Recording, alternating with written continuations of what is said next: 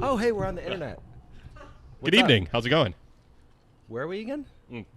I believe we're at Berliner. Berliner in downtown Renton. I Peanut didn't get to Gallery say is still 4th here. and Main. 4th and Main. Yes. Welcome to SonarFeed episode 288. Spell bank correctly or get the fuck out. I'm, by the way, is over the bunk jokes. Yeah, Lickett maybe yeah. should have his account suspended at this point. Because no one is saying this. But we've decided to make a joke about it, and I don't really get it. So it is what it is. Anyway, welcome to episode 288. I am your co-host. Is that where we're going with these days? Co-host? Yeah, sure. Tom Biro, a.k.a. Bougie Hooli. To my left, your right. Mickey Turner ESQ on the Twitters. What's the ESQ stand for again? Esquire. Oh. Cool. Or I'm sort of a Turner-esque. See, it works both ways. Is that a terrible dad joke? No, it's a good dad joke. Yeah, thank you. You I need appreciate the it. Q-U-E. But, okay. We'll take it. Anyway. Thank you. I appreciate that pity So laugh. we are on Western Conference Finals Eve here in, We think. in downtown. Maybe. We What did you think. say? 25.5% chance that they Yeah, I'd say about may not 25. play? 25%. That's actually really high. I don't have any inside information whatsoever. Just I don't believe you at all. No, I do not. I swear. I got this from Jeff Carlisle on the ESPN, and he That just guy. said ESPN or MLS is monitoring the situation, and that's all that there is. I mean, right they now. monitor a lot of situations. They don't really do a lot of things. So I'm going to tweet a thing so people know that we're actually yeah. having a show. It seems like a good life choice. Yeah. I guess. So we'll see what happens. I don't know when they would make an announcement. It's apparently pretty bad down there from all accounts, and People are going to be super pissed. about the If there wasn't a game. Oh, yes. Yeah. Because usually those are the kind of things that you can postpone for 24 hours if there is a smoke storm ravaging through the area with swirling winds and what have you. So that's not going to be... I mean, I don't know what else they would do. They'll obviously try to get the game in as much as is possible. They're not above playing in terrible conditions to get a game in because it's professional sports. And Can you just get a ball that you can see through smoke? Is that a thing? does an orange ball help for that It might. situation? It doesn't sound like it helped that much. Yeah, probably not. Um, Wow. From the Peanut Gallery, get Donovan McNabb to play. I'm just going to let that go and move on. There's some lagginess in the stream. I'm working on it. yes. So we'll see what happens. I have no idea when they would make a call on that.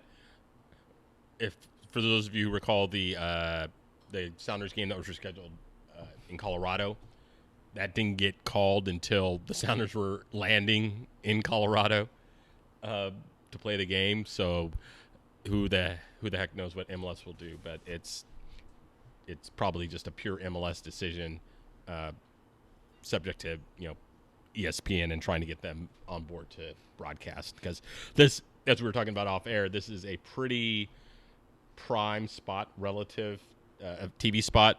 There's nothing else really going on. There is a World Series happening. There's a World tomorrow? Series game, so that's going on. That's going on.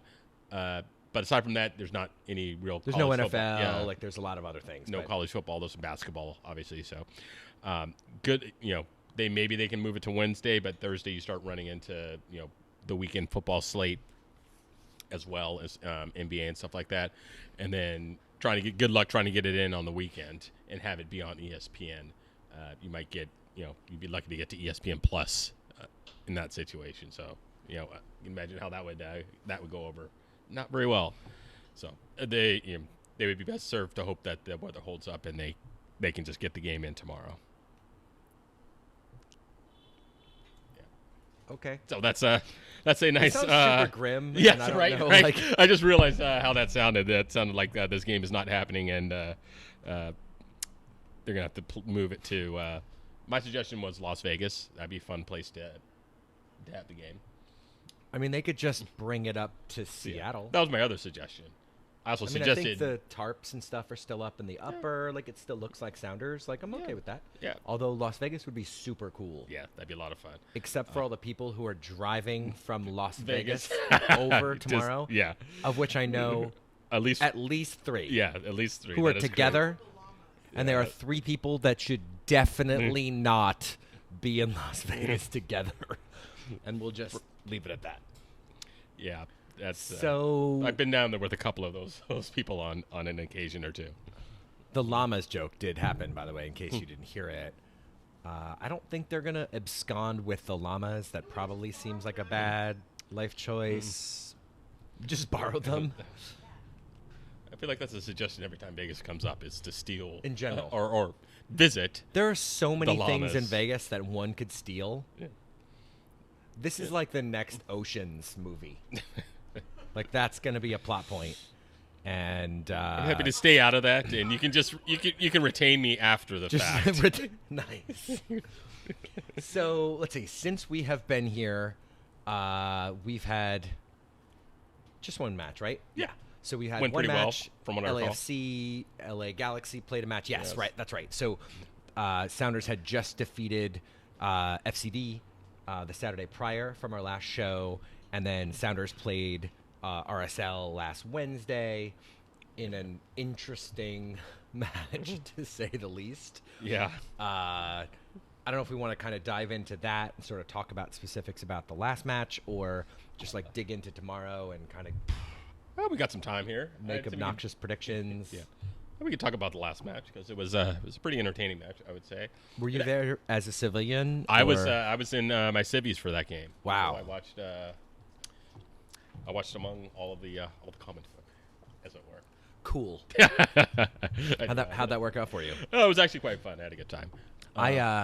I just chuckle. Like, I pulled up the stats and I had looked at them after the match, and it was one of those, that's not real. And I'm looking at them again now.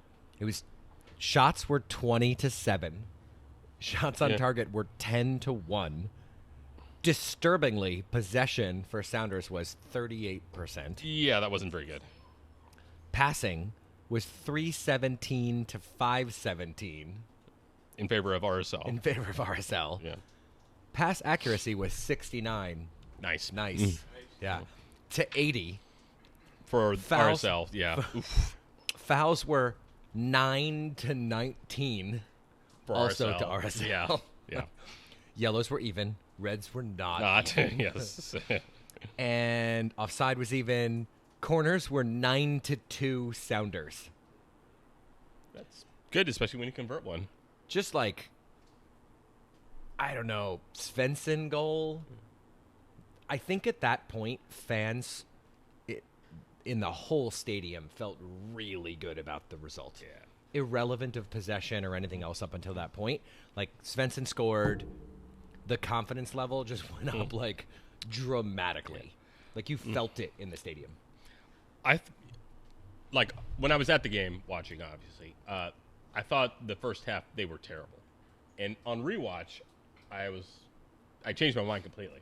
I was like, all right, this first half wasn't great, but they had most of the shots on Salt Lake's goal. I'm not sure RSL even had a shot on goal, and obviously Nico had the one that went off the crossbar. Had a free kick that was kind of savvy by Ramondo, but not really. But still, they by far had the best chances in the game, and RSL wasn't really doing anything with the possession that they had. So that, again, upon rewatch, I was like, all right, that first half wasn't great, but it was fine. The second half, I thought they were really good, like really, really good. They played like probably one of the best halves of the year since the 5 games at the start of the year when they were just destroying people. And I guess my concern, jumping a little bit ahead, is I don't think you're going to get you're not going to get as inept a team to be able to do that again in the first half with LAFC as you did with RSL. I mean, RSL had some okay pieces, but they don't have anyone on the level of the Sounders, to say nothing of LAFC. Sure. I mean, LAFC's defense is not great. It's not terrible. Well, I'm just talking about absorbing that much Totally. possession or But ceding that much possession. But I have to say, I feel a lot. If Sounders can take repeated shots on Tyler Miller, I feel a lot better about that than I do about repeated shots on Nick Raimondo, who Yes. stands on his head 100% of the time against Sounders. And we all knew that was what it was going to be going in. He was going to do that, yeah. You know, I mean, we can all make the Stephen Fry taught you everything you know jokes to Tyler Miller. Guy's been really good. That said, I don't know. That wasn't exactly a great game.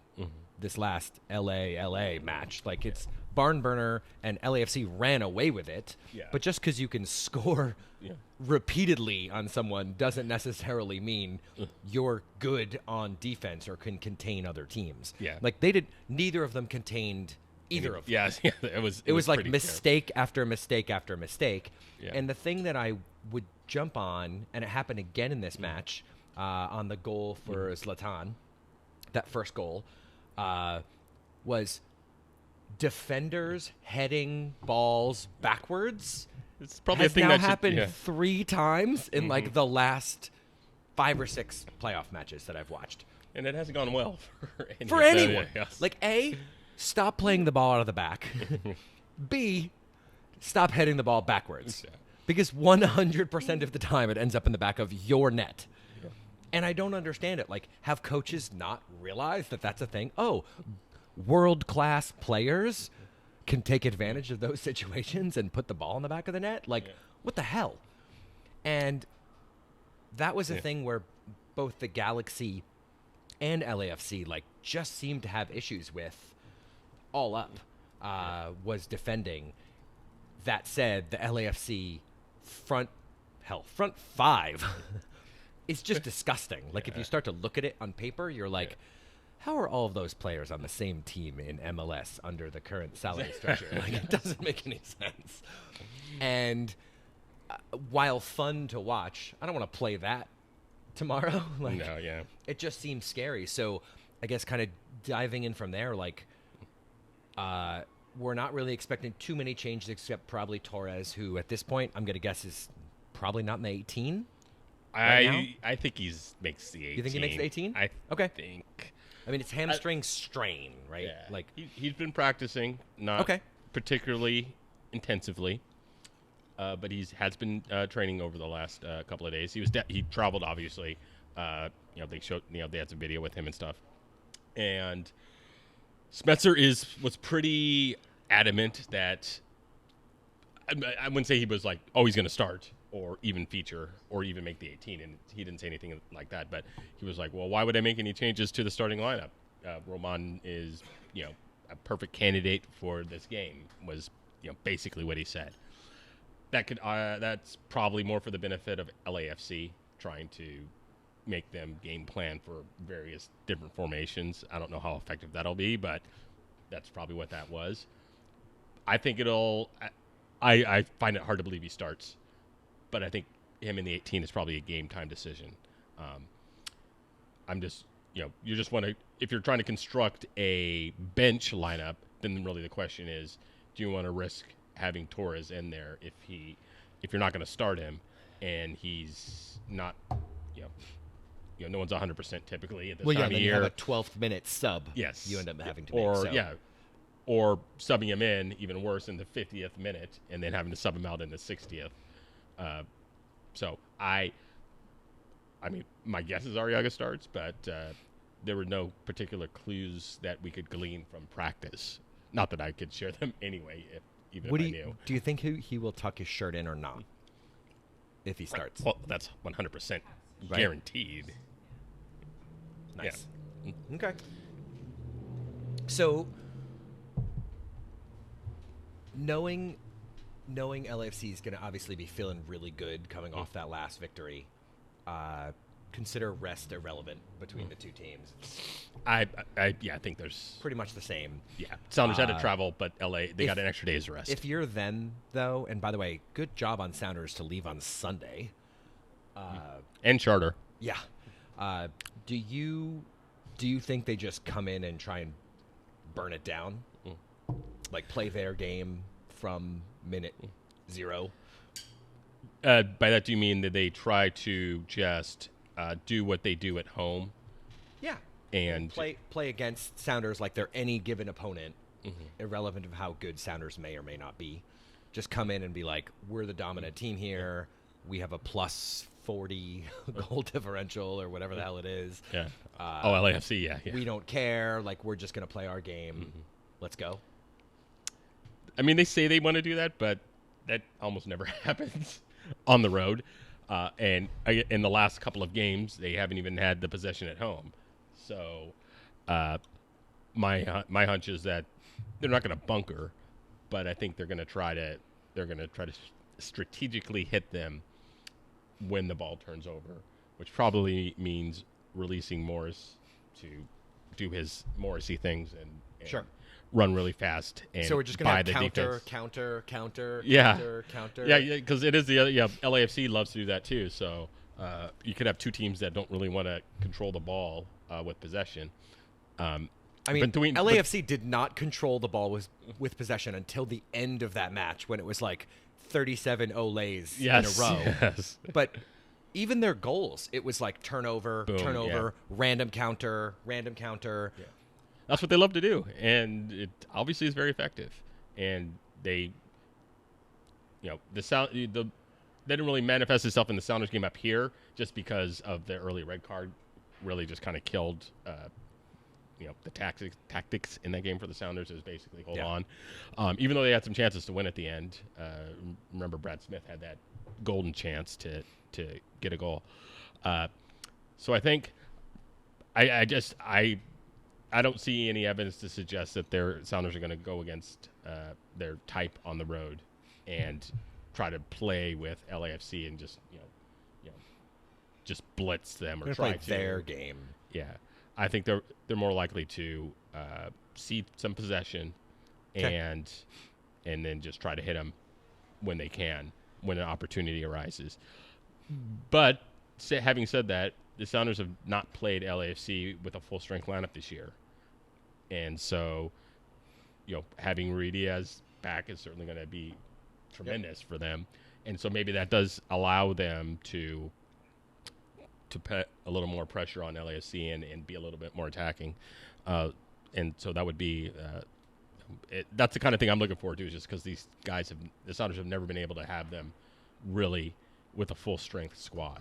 I know Bruin's out and Torres is injured, but that aside, it's Bruin was not going to start this game if he was fully healthy anyway, and Torres is with Arriaga in there, maybe Spencer decides to play Arriaga for one reason or another, and so you could say that this is as healthy a lineup as they possibly could reasonably have at this time of year. This point, yeah. At this time of year, so it's nice to see. You'll get, and LAFC is fully healthy. I think Mark Anthony Hay didn't even make the injury list. Like he's not even questionable, so that presumes that he's fit and ready to go. So you're going to get the two teams at full strength, basically. So that's kind of what you want. Yeah, exactly. Yeah, like from a competition standpoint, beating the best is a thing. And is it fun when like your opponent's best don't have Vela or sure. Bummer. But at this point, you could pull out a Rossi or like one or two other players. Like Dio came in late, and was just disgusting out there. And like that's the scary thing about teams like that is they're just going to pull some random people off the bench and completely change the dynamic of the match. Yeah, I mean, before we anoint them as the most explosive offensive team ever, we should probably point out that they were playing probably the worst defensive team possibly ever in that LA Galaxy side, who had no fullbacks anywhere to be found. They were playing literally 4 center backs along their back line. Dave Romney is the best. Come on. I think they brought on like center backs too. I don't know why you have 8 center backs on the roster, but that's a discussion for another time. Really like central defense. Yeah. But they were just terrible. I mean, Giancarlo Gonzalez, I think the Sounders were in on him for a while, way back in the day. But he just got destroyed repeatedly. I mean, again, he's not a right back, so that might have something to do with it. But it was just, the Galaxy are far inferior to the Sounders defensively and just, from a roster standpoint.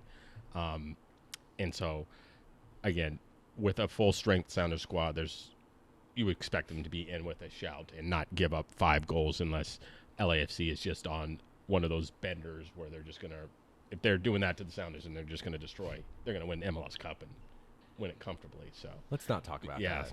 So I want to move on from that discussion. Let's come back to predictions and some things for tomorrow night. Let's make fun of other teams. Let's start specifically with one team that played in a different baseball stadium than it normally plays in. Yes. Because literally so nothing else in the area was available. Before the match even started, NYCFC had already failed by basically putting up TIFO promoting TFC. Like, they actually put up a display where I think they thought it was the New York City subway running over the TFC logo, but it actually just looked like a TFC subway that was on track for MLS Cup. And that might have been one of the dumbest things I've seen in a long time. And that team plays in a baseball stadium for years. It was for terrible. The next 30 and then it years. ripped in half. I think it made it 17 seconds. Yeah, so was that worse, or is stealing someone else's TIFO idea? They didn't even know they stole it. I bet you dollars to donuts that 3252 had no clue that anyone had used that particular Indiana Jones thing. Yes. Also, by the way, do not dress rehearse your friggin' TIFO in public. If you have a dome, maybe. I still don't recommend it. Like, people took photos of your display the night before in public. What are you doing? We're like, oh, you guys did this Indiana Jones thing. Which, by the way, if you understand what happens in that scene in that movie, it doesn't make any sense. Yeah, and it didn't make any sense when the Revs did it the first time. Yeah. I mean, at least they, worked Jermaine Jones in. That was cool. But y'all messed up. So, anyway, from the get-go, NYCFC just didn't look great. Yeah, they got dominated for a fair portion of that match. Yeah, I think I watched some of the game with you, and I just don't know what to say about NYCFC as an entity, or organization, or as a team. They brought in some decent players. I mean, those are all their lineup is pretty good. But Toronto took Maxi and Ring out of the match for probably 70% of it. Yeah. And if all you do is have to take out one or two players and you end their ability to really have offensive structure as a 1 seed, I don't know. That says a lot about either your conference or luck or whatever. But you can't really call it luck because they deserve to win the game for sure, pretty clearly. But Toronto, man, they're making a play, and they didn't have Altidore, which is a bit scary for Atlanta. Is coming into that game, which I'm sure we can talk about. Which we can talk about. Yeah. But they're talking now. Is the coach leaving? Oh yeah, Dom Torrent. That's the play right now, right? Yeah. Well, the thing is that again, NYCFC kind of like the Red Bulls are basically like a conglomerate, and basically the entire organization. Yeah, they basically loan a portion of their entire organization to MLS, and they can recall them at any time that they desire. And it was kind of the same thing with the Red Bulls, Red Bull New York and Red Bull Leipzig or Salzburg or whichever. That's Jesse RB. Marsh. Yeah, RB. Yeah, sorry. Jesse Marsh and Tyler Adams. Tyler Adams was sold to Leipzig for $2 million, which is probably a fifth of his actual value. Yeah. They could have gotten $10 million on the open market for Tyler Adams easily, because he went into they bought Leipzig. him on happy hour. Yeah, and he went into Leipzig and just bossed the league for last year. So it was. But that's the problem when you have those types of conglomerates that you just don't really respect or they respect MLS as much as they can get something out of it. But it's not going to go away. No. They'll probably bring in another talented coach who needs some experience and get him a couple of years at NYCFC. And if he shows that he's up to the task, they'll move him along So that's too. NYCFC. It's Man City. Yeah. Is it Nice? Is that the other team What other team? in that same conglomerate? No, Melbourne City or something like Melbourne, right? that. I don't know if they have a French team. I think there may be a couple others, though. You might be right. Either way, like, I don't know. It just, like, if you're, MLS is just leaning into that for some reason. Like, they don't care about the fact that they keep renewing a lease at a baseball stadium. That costs them $1 million a game, by the way. Which is dumb. They don't seem to care because they're like, we've got a team in New York City, whatever.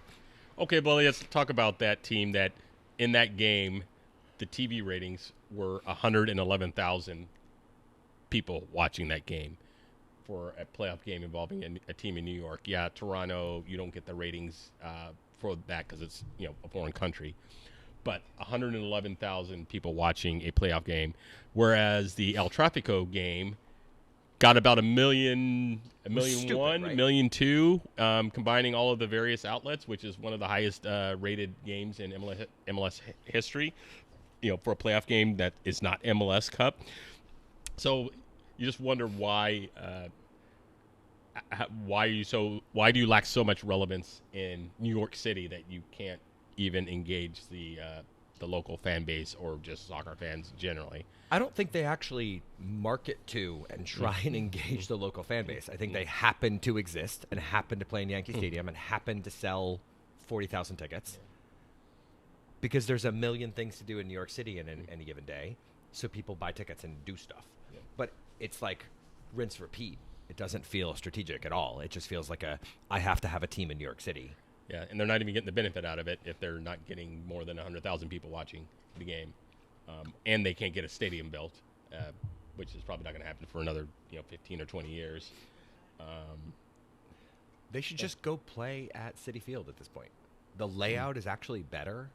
Just got to take down the nets. That was awful. Speaking of that, like, you had a significant amount of notice that match was going to be at Citi Field. B, you didn't need to play at Citi Field because the Yankees weren't playing at Yankee Stadium. Well, yeah, I think what happened. You couldn't take those nets down? Yeah. It was actually super distracting. Like, it ruined my TV match day experience. It was bad. Yeah, it was. I mean, I don't know what else to say. It's just you're right that the Yankees didn't end up winning, but I guess they had to make the call at some point prior to that game to basically say we need X days amount of prep to get this place ready, and they just said, well, we gotta move forward, and then they didn't end up needing it, but they had already made the call, so and they couldn't go back to Yankee Stadium at that point. At least that's the story. It just seems super awkward. And Oh, again, yeah, it was. we can judge NYCFC all day. Maybe let's flip down to the Atlanta Philly and then kind of come into the rest of the East. Yeah. Atlanta Philly ended about as well as you would have expected it to. Yeah, that was the least surprising result on the day. I mean, just not even just the scoreline, just the way the game played out. Philly, they had some chances, but they were missing their top three players, I believe. Joseph Martinez could have scored 5 more goals than he did. Yeah, it was kind of like their first round match against New England. That one was a little closer than they would have liked, but you really didn't see that they were going to lose at any point or really be threatened. And New England had a few chances, Philly but was not really there. Yeah, it's just I'm again, you're losing. Bedoya is not missing a match because A, fuck that guy, and B, duh. Yeah, it's Hunch Punch says Philly was never in that match. I think that's at all. Yeah, I would say from the kick. Yeah, it was kind of like the Sounders RSL game. As just as sure. Again, RSL had a bunch of possession, but they didn't do anything with it and didn't really threaten the Sounders. And once the Sounders got the goal, you really didn't think that there was a way for RSL to come back. So And that's kind of how I felt about the Philly-Atlanta game. It wasn't particularly interesting to watch. I mean, Martinez's goal was fantastic. That was ridiculous.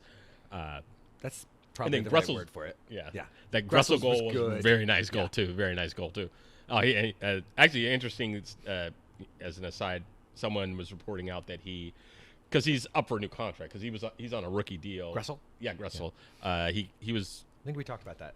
Yeah. Yeah, but he made a comment today because someone asked him how his contract status was going. He said, I don't want to talk about it because it's just going to make me annoyed and upset. So that's probably not good for the state of the negotiations because, boy, I'd love to have Gressel on the Sounders because he's just... I mean, I would accept Gressel on Sounders. He's absolutely fantastic. But he's on a rookie deal, so they control him for, the next 5 years or, how MLS contracts work. Yeah. So it'd take maybe they sell him MLS style with a bunch of TAM to somebody if they can't sign him to a new deal because that kind of stuff does happen these days in MLS. It didn't used to happen, but Ike Opara went for $1 million in TAM. Nagbe went for a bunch as well. Justin Miram went for a bunch as well. So. By the way, talk about a player who, and I think they even said it on the air, looks happier. Is Miram? Nagbe. Oh, Nagbe, yeah. Seems so much more just generally content out there. Which is weird because there were reports that he tried to force a move. For real. To Columbus at the beginning of the year. He's the kind of player that he's not there to make headlines and score five goals a match or whatever the heck it is. He's there to just be a solid player on the field, and he's generally speaking doing his job. Yeah, he's content with what his lot in life is as a soccer player. I'll take another one. Same. He just does not. He's not interested in the superstar quote unquote life. It doesn't appear. I mean, they have a couple on that team. Yeah. So. Well, and he doesn't want to play for the national team. Of course, you could argue that's probably a good life choice at this point. No one does at this point. Yeah, you could argue that's a good life choice.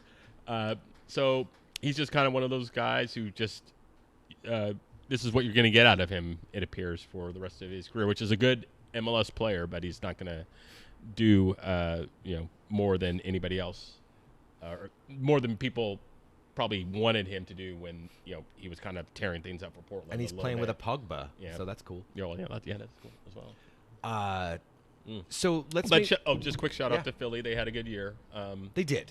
So I do think you see some change there. Yeah. They've got a couple of players that people are going to be like, oh, I would like that. Yeah. We talked about Ilsinho last week. Shabilko, I think is how you pronounce it. Although he was injured, Fabian's he's not coming back. No chance. So they'll need to replace him. Although I could see them being, there's always a team or two that steps back if they don't replace a couple of those pieces. I could see them falling back a little bit. But if they get a good DP in there, they could really shoot to the top because there's an opening there for a non-Atlanta team to head to the top because Toronto will probably Bradley, who knows what's going to happen with him. Altidore signed a new deal. They do have Pozuelo, so they'll probably be back up a little bit higher than where they were last year. They need to make the playoffs, but there are 96 teams in MLS. Yes, we can't wait to go. Our expansion special. We should actually do. We'll do our expansion special down the line. Talk about frickin' Nashville and inner/outer Miami. And by draft, I mean non-draft. The non-draft, the draft that apparently is not going to happen this year. The conference call. Yeah. Yes. But anyway, so Philly had a good year, and so shout out to them. And then, actually, we could probably do a show later on. Just a post-mortem on the season. Yeah, on the season. So seems like a good idea. We'll save that for later. We'll save that for later. So let's stick to the East for a second. If you're Atlanta, do you care who you're playing right now? Like, genuinely. Like, does Toronto scare you more or less than anyone else that you've had to play in this postseason so far? Well, the Toronto's playing really well, which is Yeah. It just they This seem is to a have some loaded flaws. question. Yeah, That's why I'm asking yeah. you. They seem to have a lot of flaws earlier in the year. They got Omar Gonzalez in there, but he doesn't even play that much. Bradley looked like he was past it, and still might be, at least from what he was. And then Altidor's been injured, but somehow they've just been able to put it together.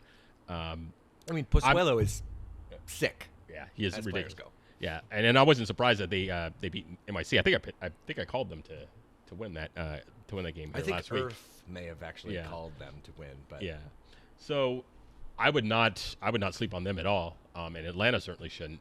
And I don't think Atlanta's beaten Toronto this year. I think they got housed in Toronto and then tied in Atlanta. So if they have Altidore back, then you could absolutely see them winning because Atlanta is not what they were last year. For one specific reason, who's playing in Newcastle right now. And when you say playing, you mean is on Newcastle. Yeah, he's on. Well, he is playing. I know, He's not doing really very doing much. Yeah, he's not anything. really doing Yeah. anything. That is fair. But they do not have that player, and they haven't replaced him. And the people they tried to replace him with have not done nearly what he was doing. So, But I gotta say, think about the fact that they subtracted that guy. Yeah. And that's what they're like this year. Like, they're still really yeah, good. They are. Yeah. Home field advantage is a thing. Yeah. Hunch Bunch has been pointing out, though, that they didn't open some of the sections in that stadium, and it sounds like attendance was a little bit lighter. Yeah. I mean, what day was that game on? Wednesday That was... or Thursday? The 24th? Yeah. It was So it was Thursday. Yeah. It was a weekend game or weekday game. So that probably had Are something you to do saying with it. Thursday nights in Atlanta or for other things? Yeah. Yes. Magic City? Magic City, yeah, maybe. Yeah. So, Atlanta's just a tough team to gauge. They've lost both of their starting center backs, in Miles Robinson, who's obviously really good, and then Parkhurst as well. But they have a couple of decent replacements in Pogba. And I think is Lorenowitz playing back there, right? Or Gonzalez Perez, one of those two. So they still have some red card waiting to happen. Yeah. So I think Lorenowitz was playing there. Yeah, I think that's I right. think that's where he was the other night. Yeah, I think Gonzalez Perez is right back. Outside? Yeah. He's on the outside. So if Altidore plays, he could have a field day with those guys in the middle. But the problem is, we just don't know what his status is. So Does anyone? yeah, he's just kind of up in the air. So I don't know. I think it's a toss-up game for sure. I think Toronto could absolutely win that game. That's a big call, like a 2-4 toss-up. Yeah. Well, I just Considering, I don't know. That's a tough one. Yeah, I think they match up well with Atlanta, and again, Atlanta's missing a couple of key defensive pieces. I feel good about Toronto. Same. Yeah. I feel, especially having watched that last match, Yeah, I feel like they don't care who they're playing. You just took out the 1 seed at the end of the day. even though away. they're Irrelevant of anything. You still have to win. yeah, absolutely. And while there were some brutal mistakes by NYCFC, Yes. they took advantage of them. And again, it's like your confidence level goes up. Yeah. It's like general game theory, video game theory. Confidence level 20% increased. Yeah. So it almost doesn't matter. They're like, oh, well, now we're going to go play in Atlanta. Cool. They don't care. Oh who yeah, they're playing. absolutely not. And for a team that went to MLS Cup 2 out of the last 3 seasons, I don't They've think got they the care who they're playing. experience. Yeah. They've got the veteran experience. So and to be fair, we're making it sound like Atlanta's it's their first time here or something like that. It's clearly not. And so, that game, I would say probably low scoring, just because. So not 5-3. Yeah, not 5-3. Okay. That's just kind of my general thought on the game. What if they just pull the keepers? That would Still not 5-3. yeah, right. I don't know. It's a tough game for me to call because I think they are pretty evenly matched. It's 2-1, 1-0, something like that. Yeah, I think that's Okay. that's my thought. So if you were to pick, right now, would you say TFC comes out of that match? Not even just because selfishly from a Sounders perspective. Yes. I've been leaning TFC in this game. just because I think they're playing much better. I would obviously be much more confident if Altidore was on the pitch. But they made John, by the way, points out they each won at home this season. Oh, okay. Like I said, I'd be more confident if in a prediction for Toronto if Altidore was going to be there, because I think he could do some really good things against that back line. Because when he's on his game, he gives everyone fits, as we found out up here. Yeah. When he scored 2 goals against Marshall, or it might have been one against Marshall, one against Cam, but he scored 2 goals against their center backs up here, and was the only reason he was that Toronto was in that game. So. All right, so we're going to stick to Toronto. I selfishly want them to win, but I genuinely think they're going to win. I think they're going to pull it out. I just think Atlanta, it's not that they have cracks. I just feel like they are not riding the high that Toronto is right now. Yeah. And I think there's something to just wanting to continue to push on the league.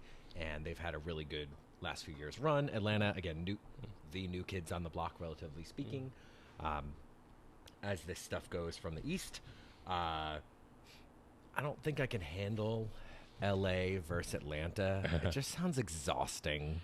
Well, in general. Do you think it would be any worse? Well, I guess my answer to this is yes, but just rhetorically, do you think it was really any worse than the El Tráfico buildup? I don't know. The only El difference Tráfico is ratings would probably beat LA Atlanta final. Well, the only reason it won't is because it's on ABC proper. But I get your point. It's just, and again, the LA Atlanta game would get more hype mainly because there's going to be 10 days between that game and MLS Cup, whereas the El Tráfico only had 4 days or so of build up to that one. So. I guess the thing is, are you looking for TV ratings, or are you looking for soccer fans to give a shit? And aside from selfishly thinking that Sounders Toronto is fun, I don't know, rubber match, best of 3. Oh, there's great narratives from in there. From a pure MLS, pure soccer fan perspective. That's kind of cool. Yeah. 3 times in 4 years, that means you're both kind of dominant at that point. If I had to rank what the matchups that the league would want, it would be LA Atlanta would for sure be number one. For sure. Yeah. Well, they want those TV digits. Yeah, and that's the one that would give them the most. And then Seattle, Atlanta, and then You really think Seattle, Atlanta? Just as a ranking of Is that of the just possibilities. because they can talk about Jeremiah Oshan that Atlanta is not a good sports market? Or where are we going with that? How many retweets would that story get? 2 billion yes. retweet. Can you even actually? He would just have to block his account. Yeah. Be like, I'm locked. He's getting those sweet hate clicks, so that would be pretty nice. So LA Atlanta 1, Seattle Atlanta number 2, LA Toronto I guess number 3, and Seattle Toronto at number 4 is probably how MLS would rank them. Just because Toronto, they don't count for ratings reasons, so that's probably the one that they would like the least. More fun. Yeah. Mm-hmm. All right. Yeah, it would be more fun for us, but more fun for us. Again, selfishness. yeah. Go with it. So we're both on the Toronto train right now, but MLS is not. No. Okay. Definitely not. So, man, we could talk about so many things. Let's just talk about that for a minute. I did not hear homophobic chants on television as much as I expected to. I'm not sure I heard any, really. Yeah, I would agree. They were singing loud. They had the mics on 3525, whatever. 3, 2, yeah. They may have put the mics on them high. No. Yeah. They may have put 780,000 microphones on the supporter section. Yeah. I will say, though, They only know 4 songs. Maybe 3. I want to talk about that in a minute. We're going to talk about which songs they know, which Portland doesn't even like. Anyway, could you be on your phone more in the 3252? Like, is it a rule that you just have to be on your phone? And by the way, the middle of their section is the only part that's actually supporting hardcore. The outsides of it are sitting. Really? And they're like people near the corners, which is still the section, are on their phone sitting. Like, cool. I have to tell you, their pogo is fucking awesome. It's fantastic. It's Yeah. absolutely fantastic. It looks really good. Yeah. Like, legit looks good, like, in the close-up and in when the they- macro. Yeah. It looks super cool. I'm super jealous of the smoke all day. They were loud, but, like, I think I guess, I've been more impressed selfishly, with them like- in other I other agree. games. The songs were repetitive AF. You're like, oh, our songs are, we're going to say LA Football Club. Cool. I don't think they were. I think they have more songs, but for some reason this time around, It did not feel that way. Yeah. No, I agree. It's just, I just feel like when I've watched previous games, I've felt like there's been more of a variety in their songs. But you're right. In this one, it was definitely the same three to four songs, if that they just had on repeat. I mean, we could hate on supporters all day. Yeah. At the end of the day, put 3,000 people in your section, bring it. Like, great. They definitely impact the match there. Like, we know that's a thing. Yeah. I very much love that the players are all up in their business all their time. Like, that's super cool. I don't know, though. Like, what a weird match. It was like it was actually exhausting. Yeah, that's a good way to put it. That is an excellent way to put it. That's And let's how I talk felt about throwing watching beers it. as well. But it was, I don't want to say it was bad, but it wasn't good. Oh, the match? Yeah, you're just watching and you're like, oh, look, a counter. Yeah. Oh, look, a defensive error. Oh, look, your keeper's terrible, but Yeah. got saved by the woodwork or whatever. Or like, or your shot was terrible, but your keeper couldn't save it. It was a terrible defensive game. It was hot garbage. that's the part that gives me hope, though. Yeah. Like, LAFC's defense is not good. Yeah. Like, I don't want to play against Walker Zimmerman ever Yeah. because fuck that guy. Whatever, I hold a grudge. Okay, But- oh yes, I know what You know you're. what I I'm know talking what you speak. I was there for that. But they're not good on defense. Yeah. And that actually proved the, like, balance of power from an offensive standpoint between those two teams. Like, the front 5-6 players for LAFC just blew away yeah, they're- the front 5-6 players Yeah. on Galaxy. Yeah, I think that's where LAFC absolutely has it, is in their midfield, and their front line is just, it's not something you see in MLS very often. Just the quality. Latif Blessing's probably the worst player, and he's really good. Yeah, he's Like, really good. I would definitely be okay with Latif Blessing on Sounders. Yeah, he is. Yeah, Like, I didn't like him on SKC, and then he went to LAFC, and I'm like, how did you get that guy? Yeah. Like, what happened? yeah. That was. Well, that's another story. But yeah, you're right. Yeah, it's just their front 5 or 6 is just better than anybody else in like, the league. Diego Rossi is the worst of the front 3. Yeah. And that guy starts on pretty much every team. And they might sell him in the offseason for like $15 million. Well, and especially after scoring, like, Yeah. the other day. Like, Yeah. he looked really good. Really good, yeah. There have been matches I've watched of them where he's almost, like, marginalized. Like, he's Yeah, just not yeah. getting the ball. Like, he ends up in the corner, and he ends up, like, being worked into a play. He's not actually making change. This match, he was in it. Yeah, that's what's going to be tough, because I agree with you. Their defense is not nearly as good as I thought it was, and I think it's just mainly because their midfield bosses the game pretty well, and then the forwards are just ridiculous, and so you either get killed on a counter, or they stop you in the midfield, turn you over, and they're off to the races, and so their defense doesn't really have to do a whole lot. They're waiting for you. Yeah, and that's probably what they're going to try to do this game, is try to lure the Sounders up a little bit, and then once they get to a certain point, they're going to press, and try to turn the Sounders over, which we know the Sounders have had trouble with that this year, with teams high pressing them and then them turning the ball over. And then like I said, then they're off in transition, and Leardom and Smith are reasonably fast, so they will probably be able to keep up with them reasonably well. But again, when you've got those three trying to running down the field on you, it's going to be tough. So and I think that's what happened in the game down there mostly, is that the Sounders got turned over a lot, and they had some real good transition shots, and then that unfortunate Roman Torres play.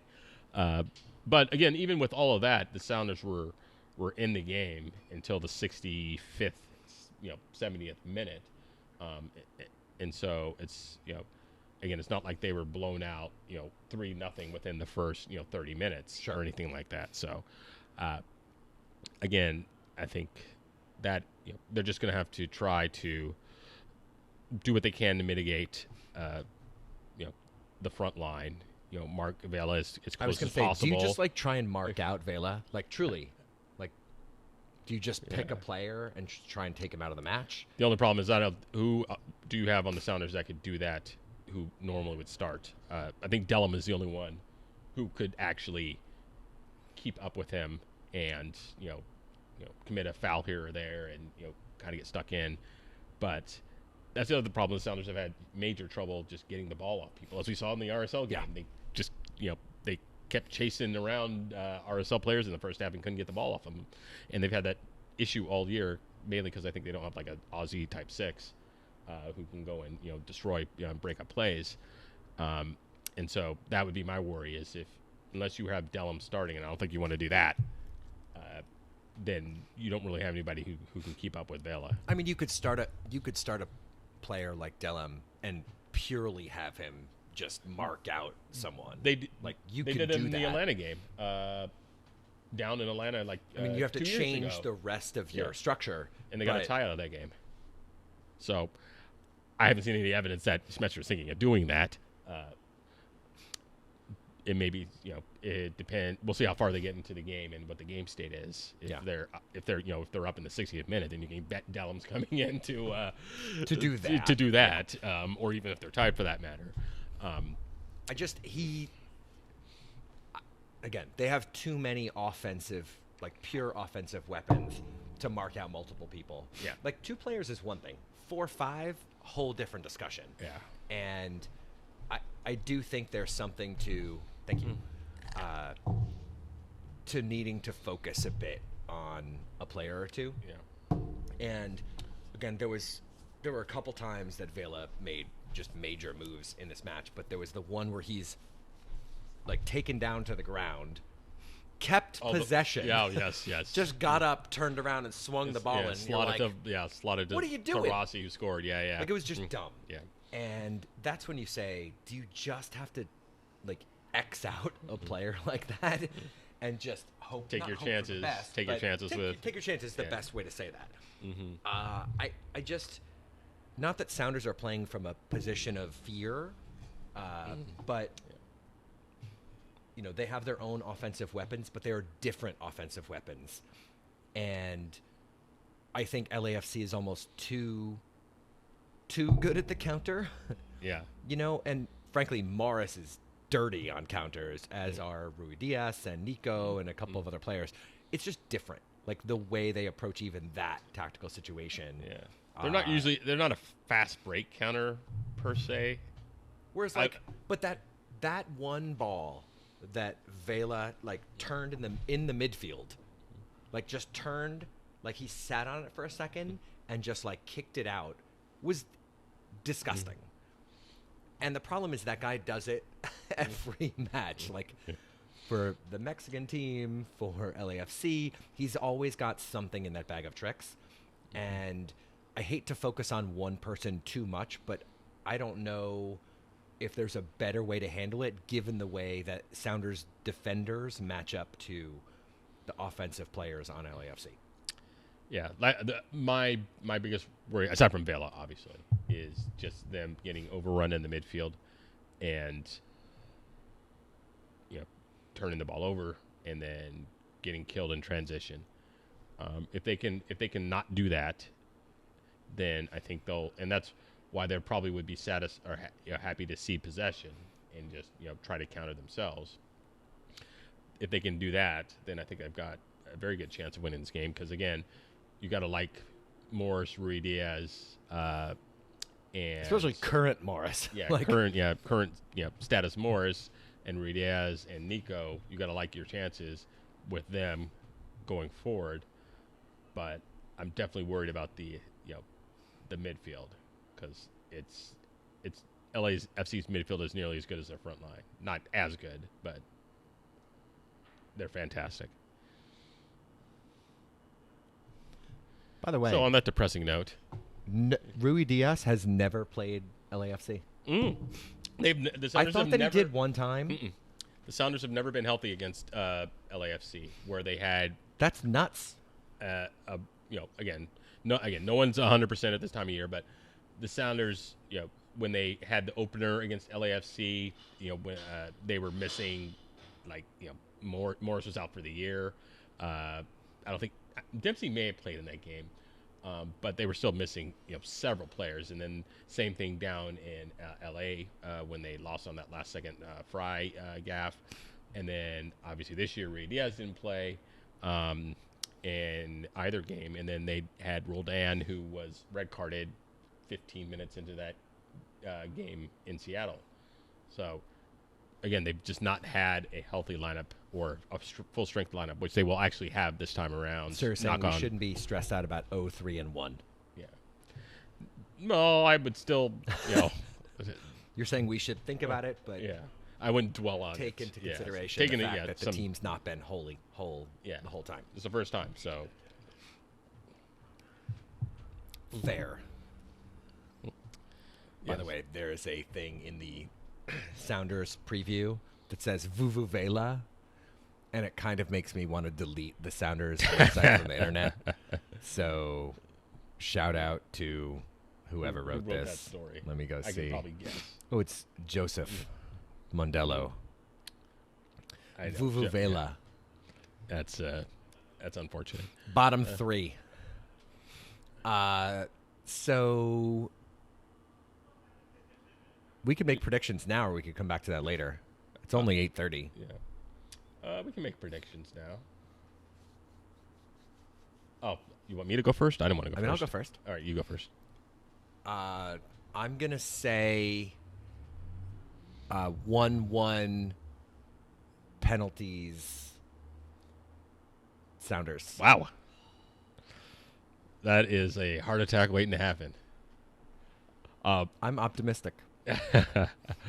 Also, I'm going to be sitting in a bar. Yeah. I need, my stress level to be about here. And your drunken level to be Not there. Not there. Not there. Oh man, I'm not sure how I would deal with another penalty shootout. What in the penalty shootout? What do you see? Does it go to the goalkeepers, or is it? Oh no, it just gets to 5. Good 5. Okay, fair enough. Oof. I'm gonna go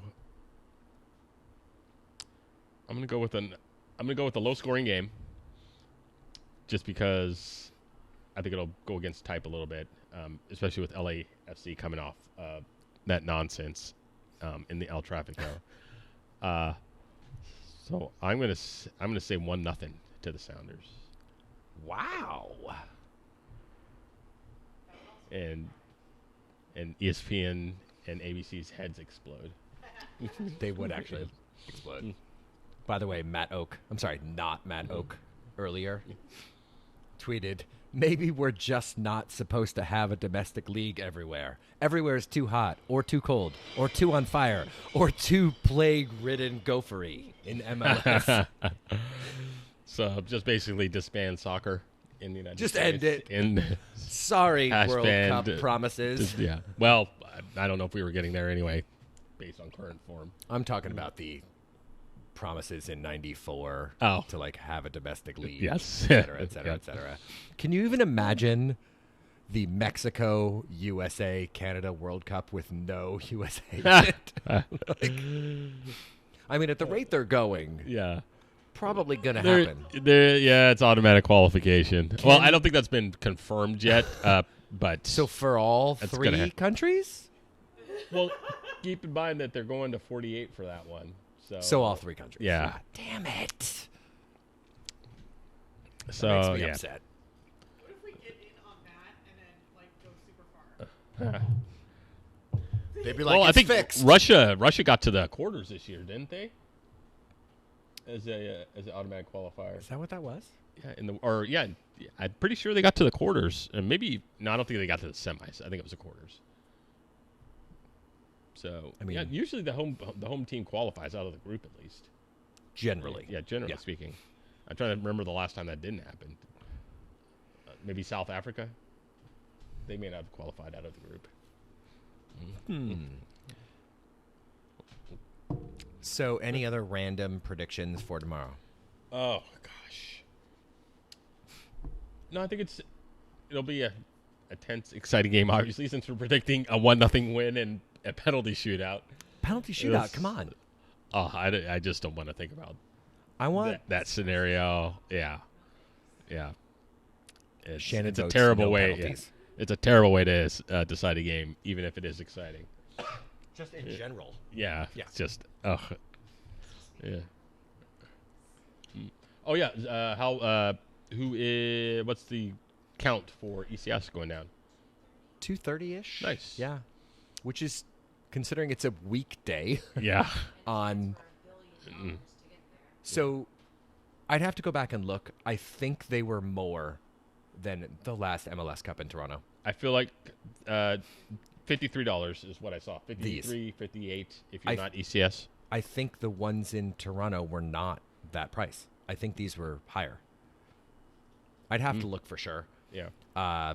Either way, they were, even if they were roughly the same, that's crazy. Yeah. Yeah, that's an insane amount. But I don't know.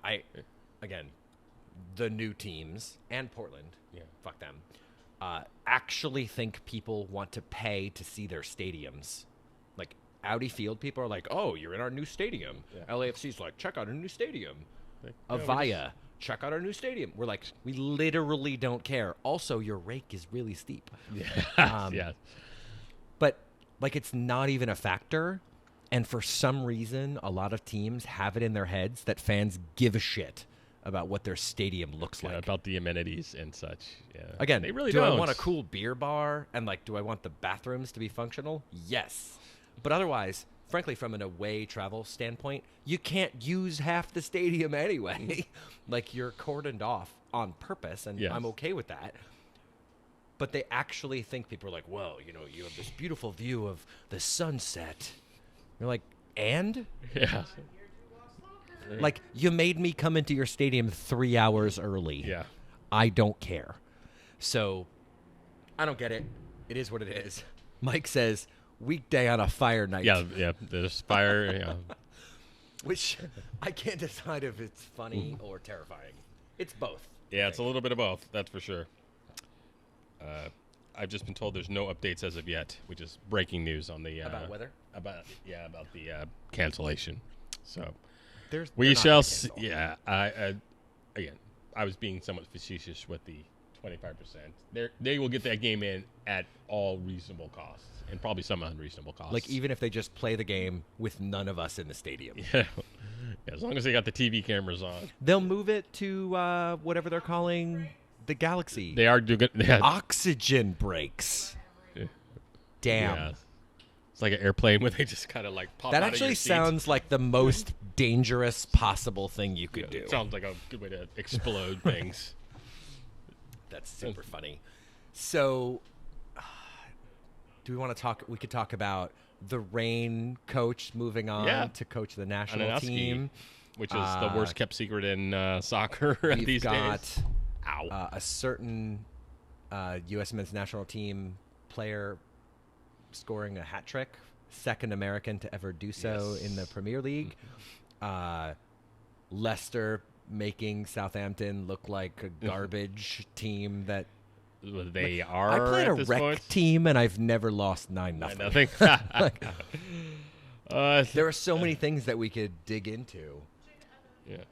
We could actually let's talk about Yes. Jada Evans for a second. Mm. Where to begin? Let's start with the fact that she will not be at the game tomorrow. That is the Seattle Times Sounders beat reporter. Who's been on the job for about actually less than 6 months. She came in April, basically full time. Knew by her own admission, knew nothing about soccer. Took the next, between then and now, And basically has done to a great job. educate herself, and by all accounts, has done a great job. I've talked to her on many occasions. She's at practice most days, learning about the sport, doing interviews, writing great stories. Seems to be enjoying the beat as well. And had covered the previous playoff games. She's asked some biting questions, I would say, of the Sounders, which is refreshing, I would say. And now she will not be in LA because the Sounders, or the Seattle Times, has deigned to It bring was a in, financial decision. and the Times is sending Matt Calkins, who is yeah, not a reporter, it's is a columnist. And candidly, having sat down with Matt for however long of an interview I had with him at Fuel a month and a week ago, or however long that was, about Iron Front stuff and other things that they sat on for a month before finally shipping his column with barely a mention of the fact that we even spoke. And then he included a link to the transcript of our conversation. I am, like, as a person who's been paid to be a journalist before, I'm baffled by this. And someone had brought up, I can't remember who it was like maybe Matt was already going to be in SoCal and like they just paid for his lodging or whatever. Sure, like I get that. He's literally not a journalist. Maybe he's taken a journalism class at some point. His job for the Times is not this. And the fact that he's the one covering the biggest game of the season for Sounders is 100% total bullshit. And that's not, I'm being totally serious. This is not me being like, it's Matt versus Jada or whatever. They have different jobs. She's the beat reporter. Not sending the beat reporter is insane to me. And it tells me that they, and I tweeted this, so I'm not making it up on the spot, they looked at the page views for his column, and then they probably looked at the page views for a random Sounders article and said, we're going to send Matt. Yeah. And while that's wild speculation on my part, I don't think that's speculation I've worked whatsoever. Places that do that, and that's what happened. And the fact that this is happening is disingenuous to wanting to cover the Sounders at best. And if I'm Jada, I'm super livid. And like, I've texted with her on the side, and we've had a couple of conversations, and I know she doesn't have to say it. She appreciates the support that she has seen, and people have seen her tweets where she's like, y'all, and she's like all about it. It's actually really whack, and it's like we've been trashing the Times for years because of what's happened with the previous multiple Sounders writers. reporters. Yes. And while I think we were even pessimistic when Jada was given the job because we were like, did you just pick a random person? But she stepped in. She has leaned into, as you talked about, like not knowing everything, but she asks great questions. Like she genuinely wants to do this.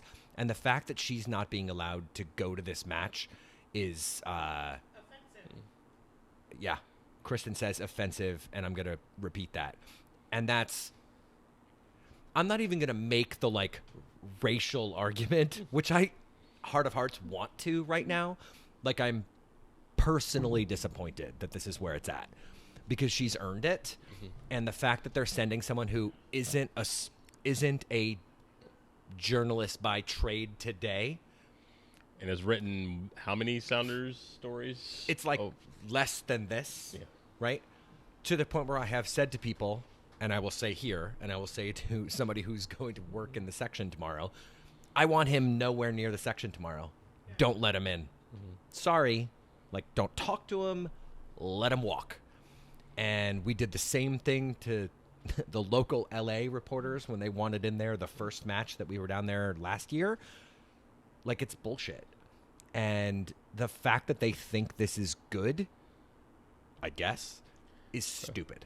Well, I may have mentioned this to you, but once that Culkin's column came out, the Sounders obviously contacted the Times and asked them, well, what the hell, basically? Why did you sit on this story for a month? It's if you had ran it when you did the interviews and when the controversy was at its hottest, then understand and have no problems. So what's the deal with running it now? And their answer, the Times' answer, essentially was, we wanted to run it near a playoff game because we thought that's when it would get the most clicks.